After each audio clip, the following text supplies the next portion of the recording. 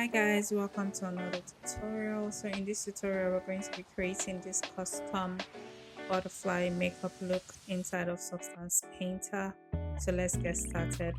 So we're basically doing the same processes we had in our former tutorial in Substance Painter, creating custom makeup looks. But in this tutorial, we are using a custom makeup map. I created this butterfly mask in Procreate. You can see the video of me, the time lapse creating, drawing the butterfly shape inside of Procreate. It just made the whole makeup process easier inside of Substance. So I used the stencil feature inside of Substance to apply this mask on my avatar. I kept on adjusting it till I got the look I wanted. Um, by the way, I got this reference. I know the reference isn't in this video, but I had a reference I was working with. I downloaded off of Pinterest and I just wanted to create something similar.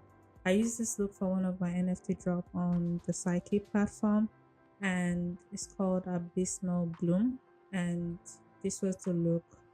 I also put a clip on that drop on this video as well, so we'll get to it very shortly. So here I'm just putting in the shapes. It's a very colorful look and I just kept on adding new layers with different colors and putting in the shapes I wanted. I also used the blur feature in the tutorial. I sped up this tutorial because it took me such a long time. I think the whole recording was about 3 hours, so I just made it pretty short for this video so it doesn't take too long because it was just repeating steps and repeating steps. So here I'm creating the base eyeshadow look because they had like a base eyeshadow look on the makeup reference and I wanted to replicate that. So that is me putting in the base. Then I'll go back to the actual butterfly makeup.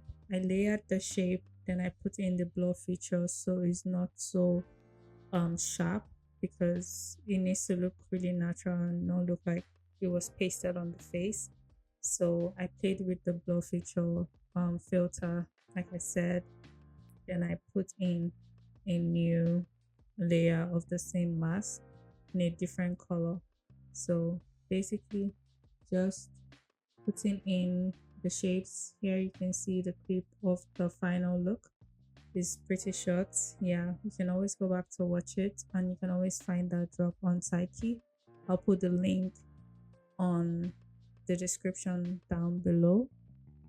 So I attempted to put in the glitter look here because I was taking it back to Blender because that's my final rendering software and I wanted it to have like a makeup a glitter look. Sorry. Um and this is me just testing it out and seeing how it worked and also putting a bit of sparkles on the base of the eyeshadow and all of that. So this is just me going through the process over and over again, adding more details, putting in more details, more colors. um I used mostly the smooth noisy brush for putting in those blown out soft shadows inside of the butterfly shape and I just kept on going that same way. I changed up the colors a bit. I think I put in a little yellow because it was just looking too orange. And I cleaned up the mask a bit because it was going outside of the butterfly shape. This is me cleaning it up because I didn't want it to go outside of the stamp for the mask shape. So yeah, I'm also working through the colors of the base shadow and putting in like a liner just to tie everything in. So this look was pretty complicated as I kept on going back and forth on the eyes before I moved over to the lip. Um, then I just kept on adding colors.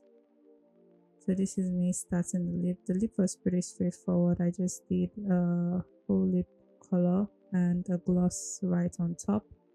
So I've put in the shape. I'm just refining the shape and making sure I'm not outside, and also softening the edges of the lipstick shape before going in and duplicating that layer and using it as a gloss. So that's me putting in the gloss, and that's what it looks like. Then I went into the 2D window and I painted the inner parts of the lip I couldn't see on my 3D mesh, and basically that's the look. I think the final things I did after refining the shape some more is to add in color on the cheeks, just to blend everything together, because the eyeshadow look just looked too stark on the face. So, and the face looked a little bit bare. Then I put in the blush color, something similar to the lips, just to tie everything in. So yeah, this is what it came out to be. I really love creating these custom makeup looks because it just improves my painting skills inside of Substance Painter. Let me know if you tried it. Thank you guys so much for watching. See you guys in the next video. Bye.